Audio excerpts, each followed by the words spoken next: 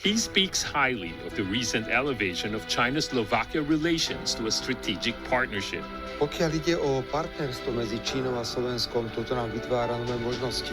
He highlights the opportunity the CIIE brings to Slovakia's development. Je pre slovenskú delegáciu, ktorá je najväčšia, pokiaľ ide o počet podnikateľov, obrovská príležitosť. He shares his perspective on the Ukraine crisis and its impact on regional security. Ukrajina patrí do Európskej únie, ale Ukrajina určite nepatrí do NATO. Slovak Prime Minister Robert Fico sat down in an exclusive interview with Leaders Talk.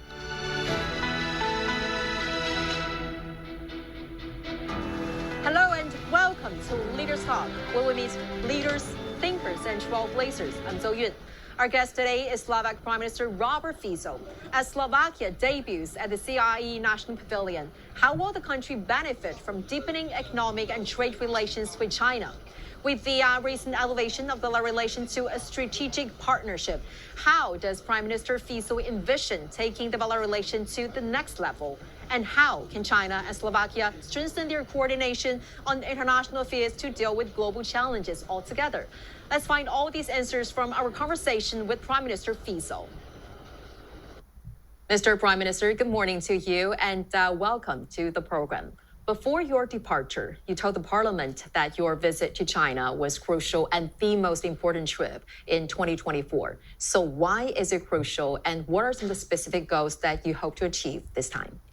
Ďakujem za tento rozhovor a chcem povedať, že nielen na Slovensku, ale v celej Európskej únii sme podcenili niektoré veci a najmä sme podcenili vplyv Číny na nielen otázky mieru na celom svete, ale aj na celú svetovú ekonomiku. Preto si myslím, že je veľmi správne pomenovať túto návštevu ako návštevu roku 2024.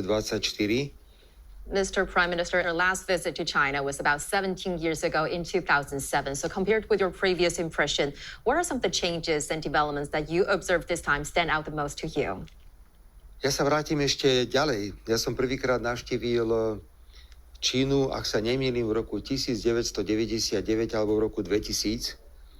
Bol som vtedy radový člen delegácie predsedu Slovenského parlamentu a navštívil som viaceré časti Číny. Keď som videl Čínu v roku 1999 a potom v roku 2007, tak to bol šok pre mňa, keď som videl ten obrovský vývoj. A keď vidím rok 2007 a rok 2024, ten šok je ešte väčší. Budem hovoriť iba o Slovensku. Odporúčam každému, kto trpí činofóbiou, aby využil možnosť, že už teraz nebudú víza na 15-dňové návštevy Číny. Aby sadol na lietadlo, letel do Číny a zistil, čo sa v tejto krajine deje. Ja nemôžem nič iné, len zablahoželať Číne k pokroku, ktorý dosiahla a najmä k tomu, akú globálnu hru, akú globálnu pozíciu, pokiaľ ide o mier a stabilitu, Čína zastáva. Takže blahoželám. As you just said, China has announced the citizens of Slovakia will be granted visa-free entry for up to 15 days. How do you understand the significance of this decision? Veľmi oceňujem rozhodnutie čínskeho vedenia, že sa zrušili vízové povinnosti voči občanom Slovenska, pokiaľ ide o návštevu Číny do 15 dní. To bude veľmi podporovať návštevu mladých ľudí, podnikateľov, pretože viete, ak nemáte povinnosť ísť získavať víza, no tak sadnete na lietadlo a idete do Číny. Dokonca uvažujeme o priamom prepojení Slovensko-Peking. Bol som na Hainane, tam treba rokovať o týchto možnostiach. Preto veľtrh, to je taká malá bodka všetkých tých iniciatívach, ktoré tu máme. A ja vidím, že čínske vedenie má obrovský záujem o dobré vzťahy so Slovenskom, priateľské vzťahy a my to chceme maximálne využiť, pretože opakujem ešte raz, ja som priateľ Číny a budem priateľ Číny. Slovakia is a landlocked country in Central Europe, bordered by Ukraine to the east, Hungary to the south, the Czech Republic and Austria to the west, and Poland to the north. Slovakia was one of the first countries to recognize the People's Republic of China. Over the 75 years since establishing diplomatic ties, relations between China and Slovakia have seen steady growth, characterized by mutual respect, equality, and shared benefits, seeking common ground while respecting differences, pursuing win-win cooperation, and maintaining a mutual commitment to peace and development. On October 31, 2024, Slovak Prime Minister Robert Fico arrived in Beijing for a state visit to China. Just before his trip, he described it as his most important visit of 2024. On November 1, President Xi Jinping met with Prime Minister Fico at the Great Hall of the People in Beijing. During the meeting, both sides agreed to establish a strategic partnership, opening a new chapter in China-Slovakia relations and elevating the bilateral relations to a higher level. A highlight of your trip this time is meeting with Chinese President Xi, and during the meeting, both sides agreed to elevate the bilateral relations to strategic partnership. So how do you interpret the significance of this enhanced ties? By som chcel veľmi oceniť naše stretnutia, ktoré sme mali s pánom prezidentom vašej krajiny. Pokiaľ ide o partnerstvo medzi Čínou a Slovenskom, toto nám vytvára nové možnosti. Vytvára nám možnosti používať rôzne inštrumenty a nástroje, ktoré sú s týmto partnerstvom spojené. Mám na mysli rôzne komisie, rôzne výbory a musím pripomenúť, že krátko po tejto ceste na vláde Slovenskej republiky bude bod programu, ktorý nazvem teraz po anglicky follow-up našej návštevy v Číne, kde presne chceme povedať, čo sa bude diať po tom, ako sme podpísali strategické partnerstvo. Ja som priateľ Číny a to každý o mne vie. Rovnako každý o mne vie, že sa držím zásady, že nie je možné zasahovať do vnútorných záležitostí inej krajiny. Čína je obrovská krajina, ktorá vyžaduje rešpekt. Preto naše vyjadrenia typu politika jednej Číny, že Čína je globálny hráč, to nie sú formálne prejavy. A preto my rešpektujeme Čínu ako krajinu, ktorá sa vydala svojou vlastnou cestou. Rešpektujeme túto cestu, pretože je veľmi efektívna. To ukazujú ekonomické výsledky. To ukazuje spôsob života ľudí. To ukazuje vplyv Číny na svetovú politiku. A z tohto titulu si myslím, že je veľmi správne, že naša cesta bola takto orientovaná.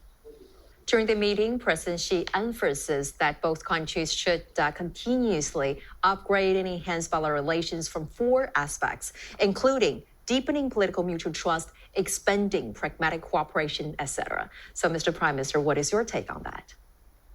Ja veľmi pozorne sledujem to, čo hovorí pán prezident. Pán prezident má rôzne iniciatívy, medzi inými aj tie, ktoré hovoria, že treba využiť potenciál, ktorý má ekonomika, potenciál medziľudských vzťahov, potenciál inovácií, potenciál výroby, nielen na zlepšenie životu v nejakom konkrétnom štáte, ale na zlepšenie života na celom svete. Takže v tomto duchu je pre mňa to, čo hovorí pán prezident Čínskej republiky, veľmi inšpiratívne. Mnohí v Európe podceňujú Čínu. Existuje podobne akási činofóbia. Ja odporúčam každému, kto má tento problém, ja ho nemám, aby Čínu navštívil. Aby videl každý ten obrovský rozvoj, ktorý Čína dosiahla. My niekedy hovoríme, prepáčte za také odľahčenie tejto témy, že Čínu ekonomicky dobehnúť nie je možné, ani keby ste utekali oproti. Preto treba každé jedno slovo, ktoré čínske vedenie povie, zobrať úplne vážne. What kind of leader is President Xi to you in your eyes? Je to líder, ktorý prekračuje hranice Číny. Hovorí o svetových problémoch. A preto ja som sám mal pocit, že je potrebné ho osloviť. Ja oceňujem vašeho pána prezidenta, ktorý prekračuje svojimi iniciatívami, pozitívnymi iniciatívami hranice Číny. How do you understand the global significance of these initiatives, as you just mentioned, the Global Security Initiative, the Global Development Initiative, and the Global Civilization Initiative proposed by President Xi? Tieto iniciatívy majú význam vtedy, keď na svete bude mier. Ale my sme svedkami rôznych konfliktov, či je tu už spomínaná Ukrajina, alebo je to napríklad dnes Gaza. Preto okrem toho, čo hovorí pán prezident, veľmi pozorne počúvam, čo hovorí aj o otázkach týchto vojnových konfliktov. Preto som veľmi rád, že váš pán prezident, ako som mu to už niekoľkokrát povedal v tomto rozhovore, prekračuje hranice Číny. From November 5 to 10, the 7th China International Import Expo, or CIIE, is being held in Shanghai. This year, 77 countries and international organizations have confirmed their participation in the country exhibition, with Slovakia making its debut at the expo. It's a huge expo. We've never been to this kind of huge exhibition. It's a really nice opportunity to be here together with our national pavilions. And maybe I would use two words, great opportunity, because I think a Chinese market is a wonderful market. It's a very important market for Slovakia.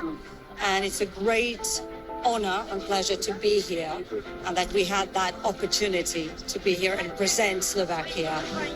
In recent years, economic and trade relations between China and Slovakia have continued to deepen and become more substantive.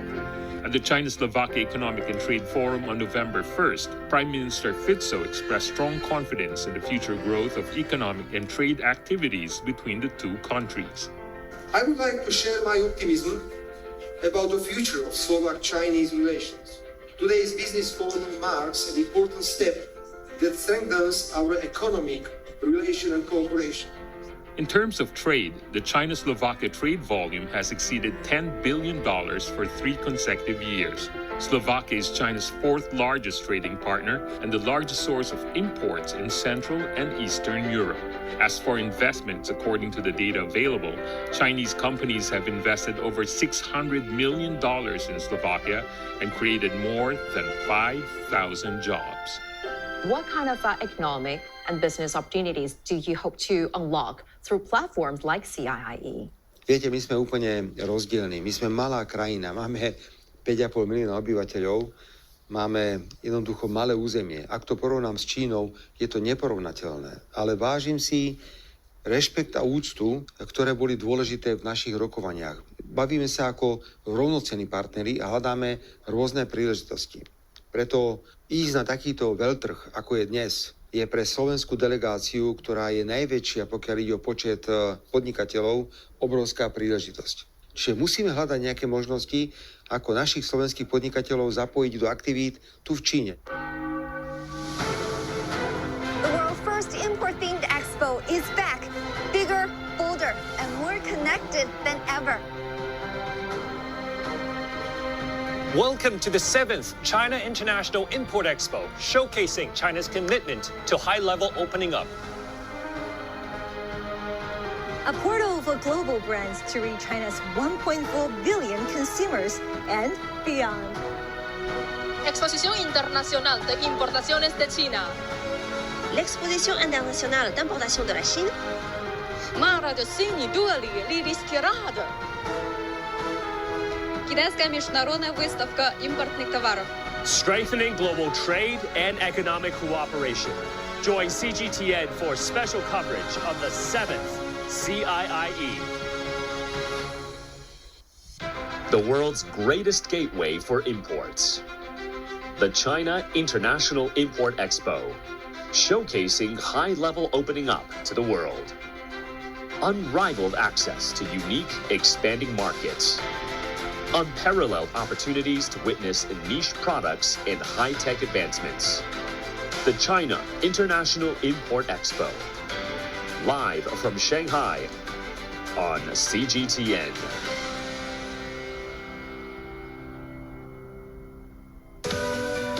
We are all connected.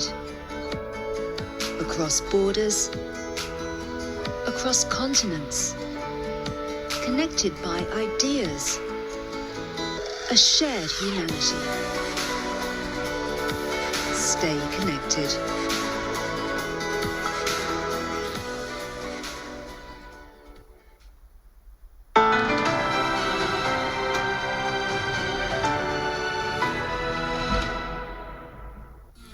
In 2019, a flying car developed by Slovak engineers made its debut at the CIIE, becoming one of the most attention-grabbing exhibits.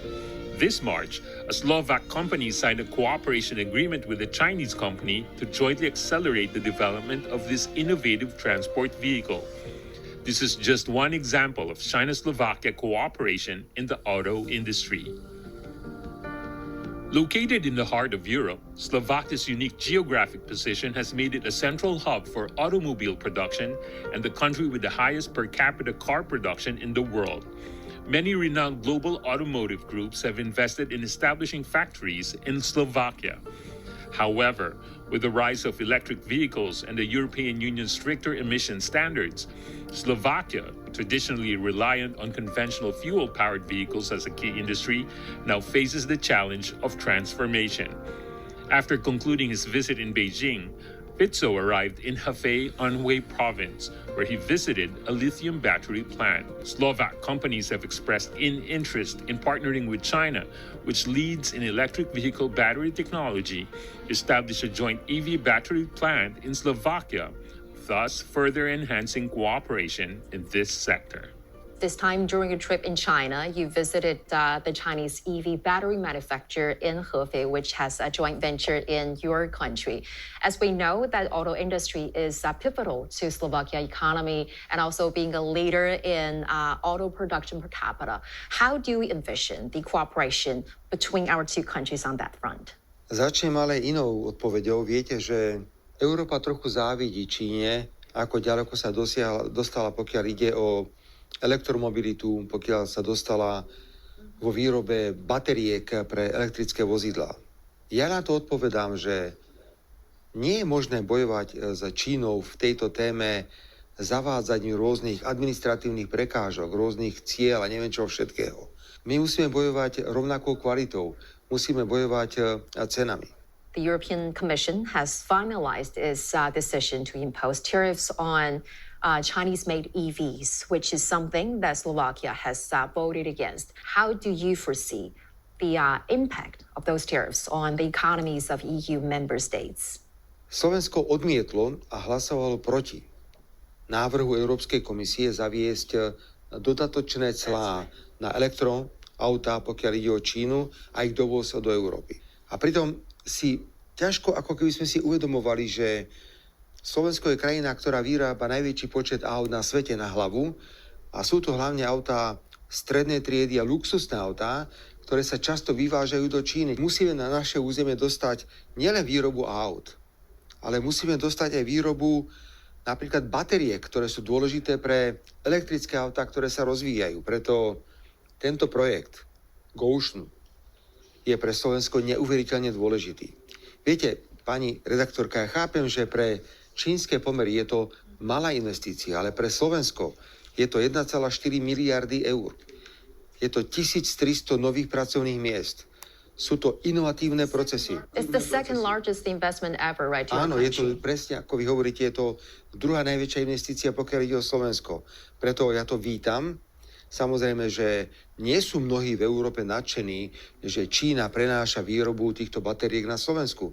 Ale to bude dobré pre Slovensko a bude to dobré pre celú Európsku úniu. A dodám, ja som navštívil včera fabriku Gotionu a musím povedať, že presne ako vyzerá Gotion, vyzerá celá Čína.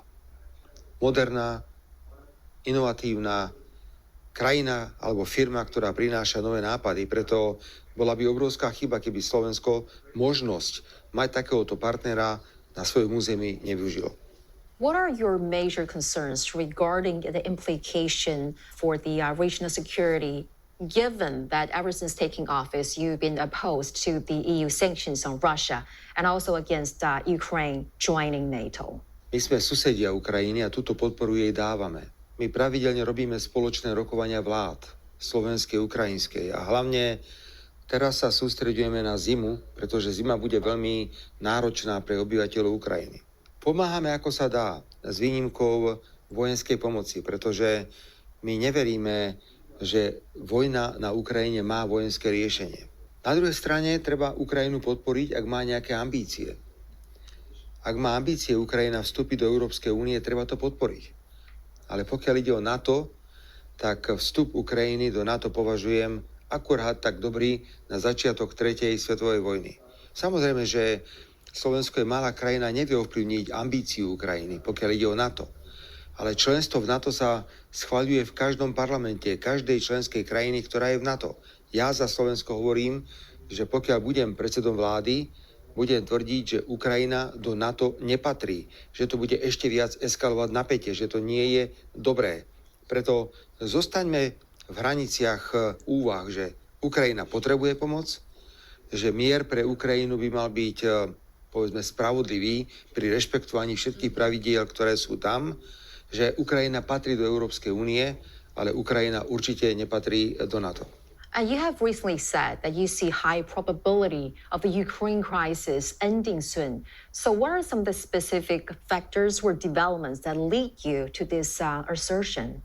Ak bude Západ pokračovať v podpore vojny na Ukrajine, ako teraz podporuje, tak bude veľmi ťažké ukončiť túto vojnu. Ja som často predmetom kritiky, pokiaľ ide o štáty Európskej únie a štáty Západu, keď hovorím, že vojna nemá vojenské riešenie, že prestaňme podporovať Ukrajinu vojensky, poďme si sadnúť za stôl, kde budeme rokovať o výsledkoch nejakého mieru, hoci je to veľmi komplikované a veľmi náročné. Konfliktu, ktorý nemá žiadny zmysel. Ja to porovnám so Západom. Západ neustále podporuje vojnu na Ukrajine a myslí si, že touto vojnou oslabí Ruskú federáciu. Ale táto stratégia nefunguje. Zoberte si, koľko sankcií bolo vznesených proti Rusku. Zoberte si, koľko peňazí bolo dodaných na Ukrajinu. Zoberte si, aký tlak bol vytváraný proti Ruskej federácii. Ale výsledok je, že táto stratégia nefunguje. Sankcie spôsobujú viac problémov Európskej únii ako samotnej Ruskej federácii. Západ v roku 2022 mohol túto vojnu ukončiť tým, že by rešpektoval dohody, ktoré boli na stole. A to boli dohody medzi Ukrajinou a Ruskom. Ale Západ to neurobil. Západ si myslel, že poďme túto vojnu využiť, aby sme poškodili Rusko, aby sme ho ponížili. Ale táto stratégia jednoducho nefunguje rokov. Preto teraz by Západ mal uznať chybu, ktorú urobil v roku 2022 a mal by povedať, poďme rokovať, lebo toto zabíjanie Rusov a Ukrajincov nemá žiadny zmysel. Mr. Prime Minister, thank you so much for your time. It was a great pleasure talking to you and greatly appreciate it for sharing with us your very insightful perspectives. Thank you. Ďakujem. Thank you very much. During the interview, Prime Minister Fico emphasized that the visit to China, his most important trip of 2024, highlighting the strong potential for cooperation between the two countries.